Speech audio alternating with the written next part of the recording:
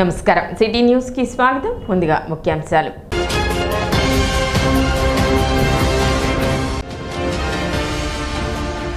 ఎమ్మెల్సీగా ఆలపాటి రాజేంద్ర ప్రసాద్ విజయం సాధించిన సందర్భంగా మొక్కుబడులు తీర్చుకున్న టీడీపీ నేతలు.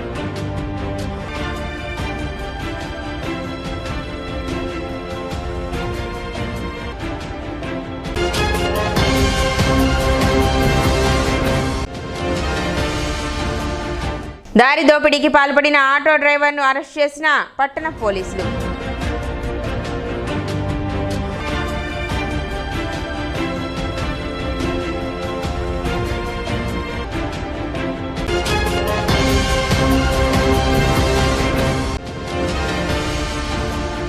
కొనుగోలు కేంద్రాలను తెరిచి ప్రభుత్వం అన్నదాతలను ఆదుకోవాలి. ఆంధ్రప్రదేశ్ రైతు సంఘం జిల్లా ఉపాధ్యక్షులు ములకా శివసాంబిరెడ్డి డిమాండ్.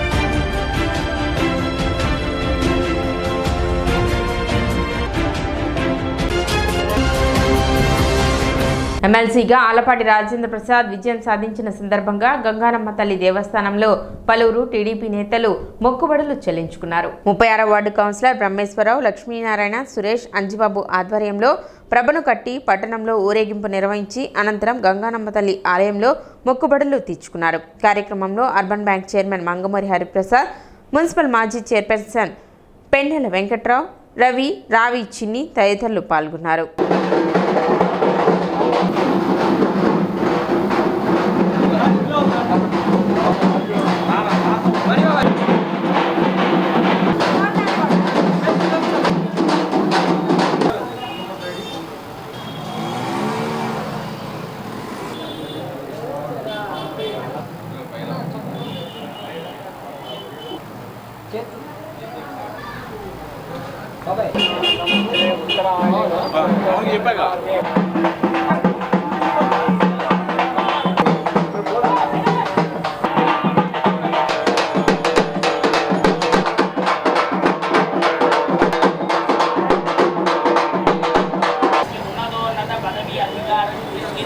కౌన్సిలర్ బ్రహ్మయ్య గారు, అదేవిధంగా సుబ్బారావు గారు, వీళ్ళందరూ నేతృత్వంలో వారు ఎమ్మెల్సీ ఎన్నికల్లో గెలుపొందితే ప్రభ కట్టుకోవాలని మొక్కుని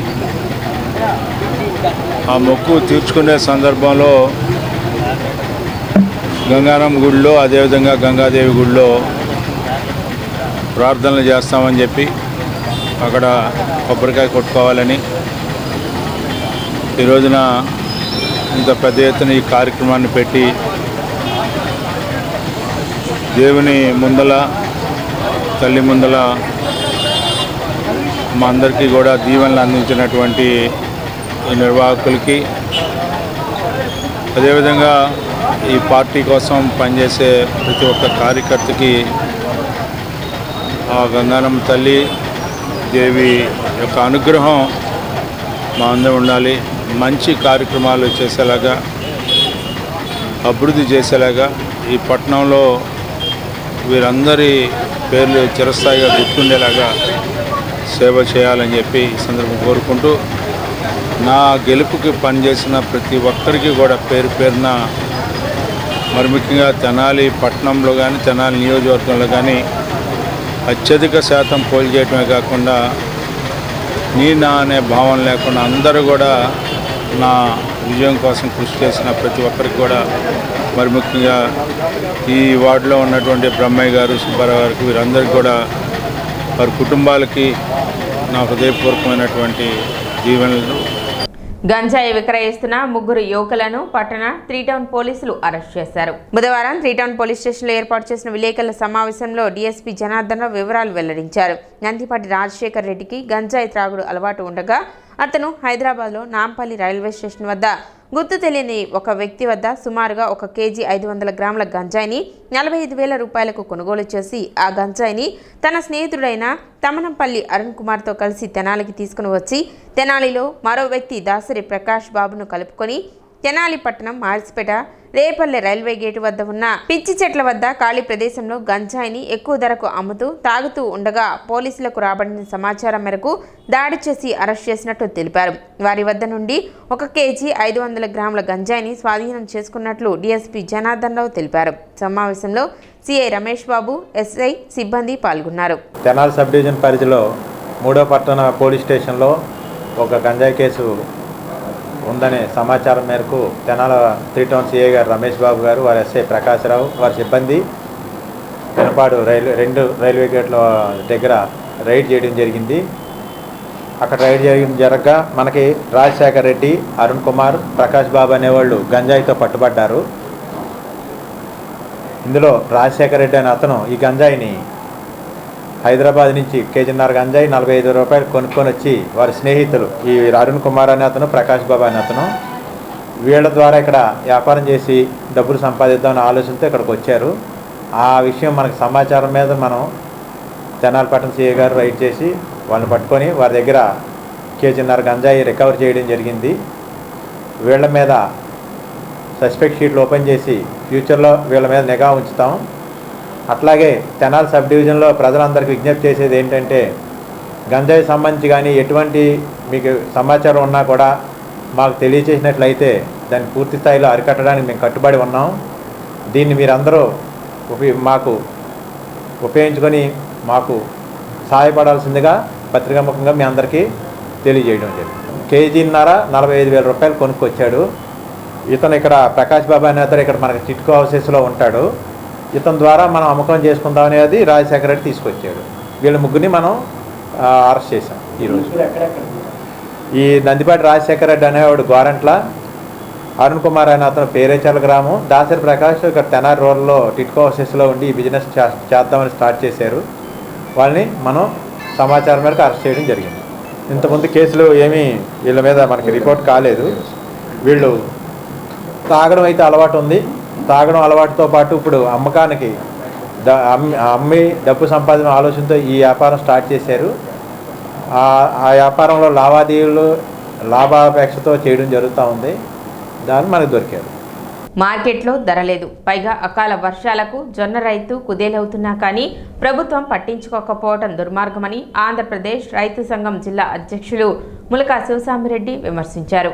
బుధవారం శివసామిరెడ్డి నేలపాడుకు చెందిన జొన్న రైతులను కలిసి వారి గోడు ఆలకించారు. కొల్లిపర మండలం చక్రాయపాలానికి చెందిన రైతు రెడ్డవుతు మహేశ్వరరావు మాట్లాడుతూ 26,000 పెట్టి 15 ఎకరాలు కౌలు చేసుకుంటున్నానని, వరి జొన్నకు కలిపి 50,000 పెట్టుబడి పెట్టినట్లు తెలిపారు. ఖరీఫ్లో ధాన్యం 76 కిలోలు బస్తా 1,740 రూపాయలకు అమ్ముకోవాల్సి ఉండగా వర్షాల కారణంగా కేవలం 1,400కే అమ్ముకోవాల్సి వచ్చిందన్నారు. ఇప్పుడు అకాల వర్షం వలన జొన్నలకు నల్లకాటుక పేరుతో దళారులు బస్తాకు 800 రూపాయలు తగ్గించి కొంటున్నా గానీ ప్రభుత్వం కొనుగోలు కేంద్రాలు తెరిపించడం లేదని ఆవేదన చెందారు.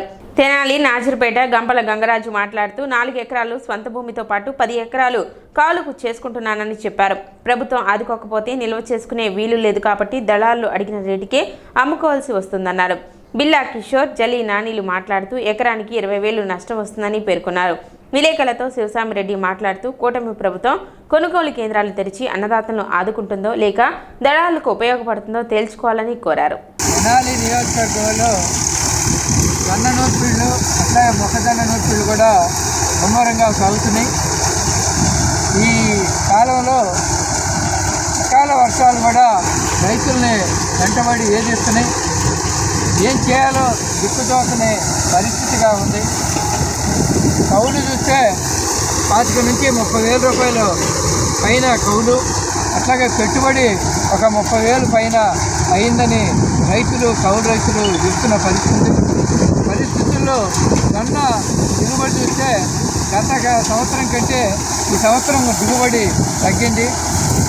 20 నుంచి 25 క్వింటాలు దిగుబడి వస్తుంది. ఈ వర్షాల వల్ల కాస్త బూజు రావటం, అట్లా నల్లబట్టడం అనేది జరుగుతుంది. ఇప్పటి వరకు ప్రభుత్వం రైతుల్ని, కౌలు రైతుల్ని ఆదుకునేందుకు కొనుగోలు కేంద్రాలు ఏర్పాటు చేయకపోవటం అనేది విచారకరం. కొనుగోలు కేంద్రాలు తెరవకపోవటంలో ఆంతర్యం ఏమిటో అనేది అర్థం కాని పరిస్థితి ఉంది. విద్యుత్ లోడ్ క్రమబద్ధీకరణ కోసం రాష్ట్ర ప్రభుత్వం ధరావతులపై 50% రాయితీ కల్పిస్తుందని విద్యుత్ ఈఈ చిరంజీవి తెలిపారు. అవసరానికి మించి విద్యుత్ వాడే గృహ వినియోగదారులు ఈ రాయితీని పొందవచ్చునన్నారు. స్వచ్ఛందంగా ముందుకు వచ్చిన వినియోగదారులకు మాత్రమే ఈ రాయితీ వర్తిస్తుందని చెప్పారు. మనకి గృహ వినియోగదారులకి సబ్సిడీ ఇచ్చారు. సబ్సిడీ రేట్న లోడ్ రెగ్యులరైజేషన్ అనేది ఇచ్చారు. అంటే లోడ్ మన ఇంట్లో ఎక్కువ లోడ్ ఉందనుకోండి, దాన్ని మీరు కిలోవాట్కి ఇంతకుముందు అయితే 2200 కట్టాలి. కిలోవాటు లోడ్ మీరు శాంక్షన్ చేయించుకోవాలంటే మా వాళ్ళు ఇన్స్పెక్ట్ చేసి కానీ మీరు అప్లికేషన్ పెట్టుకున్నప్పుడు కానీ ఇంతకుముందు 2200 పర్ కిలోవాటు హౌస్ హోల్డ్స్కి కట్టాలి. ఇప్పుడు దాన్ని ఏంటంటే ఆఫ్ చేశారు, 1250 అవుతుంది. 1250 కట్టుకుంటే చాలు. ఇది మీకు జూన్ 30 వరకు ఉంది ఈ స్కీము. ఏపీఆర్సీ వాళ్ళు, రెగ్యులేటరీ కమిషన్ వాళ్ళు ఈ స్కీమ్ ఇచ్చారు. దీనివల్ల లెక్క ప్రకారం డిపార్ట్మెంట్కి లాసు, కన్జ్యూమర్స్కి మంచిది. వాళ్ళ ఇంట్లో ఉన్నటువంటి అదనపు లోడ్ని క్రమబద్ధీకరించుకుంటే మీకు 50% బెనిఫిట్ వస్తుంది. అలా కాకుండా మా ఇంజనీర్స్ కానీ మా విజిలెన్స్ వాళ్ళు కానీ వచ్చి మళ్ళీ చెక్ చేశారనుకోండి, మొత్తం కట్టాల్సిందే. అదన్నమాట. అంటే మీ అందరికి మీరు చేయించుకుంటేనే సబ్సిడీ. మా డిపార్ట్మెంటు వాళ్ళు వచ్చేసి ఇన్స్పెక్ట్ చేసి రాస్తే కనుక టోటల్ అమౌంట్ కట్టాలి. కాబట్టి ఈ స్కీమ్ను కూడా గృహ విద్యుత్ వినియోగదారులందరూ కూడా దీన్ని సద్వినియోగం చేసుకోవాల్సిందిగా కోరుతున్నాను. వేసవిలో అపరాలు సాగు చేసినట్లయితే భూమి సారం వృద్ధి చెందుతుందని మండల వ్యవసాయాధికారి ప్రేమ్ సాగర్ తెలిపారు. మేలో పచ్చరొట్ట విత్తనాలు రాయితీపై సరఫరా చేస్తామని తెలిపారు. మినుములు, పెసర కొనుగోలు ప్రభుత్వం ద్వారా చేయదలుచుకున్నచో స్థానిక రైతు సేవా కేంద్రాల దగ్గర పేర్లు రిజిస్ట్రేషన్ చేయించుకోవాల్సిందిగా తెలిపారు. వేసవిలో మనం జనుమ, జీలుగా, పిల్లి పెసర, పచ్చరొట్ట విత్తనాలను 50% రాయితీపై సరఫరా చేస్తాము. కాబట్టి మీరు ఎవరెవరికి కావాలో వారు మా రైతు సేవా కేంద్రం సిబ్బందికి కానీ చెప్తే మేము 50% రాయితీపై మే మొదటి వారంలో కానీ రెండో వారంలో కానీ వచ్చేదానికి గట్టిగా ప్రయత్నిస్తాము. కాబట్టి ఎందుకంటే భూసారం ఏమీ లేదు, అచ్చంగా ఎరువులు, రసాయనిక ఎరువులు, పురుగు మందులు పిచికారీ చేసి మనం పండిస్తున్నాం. అందరూ కౌలు రైతులు అయిపోయినారు.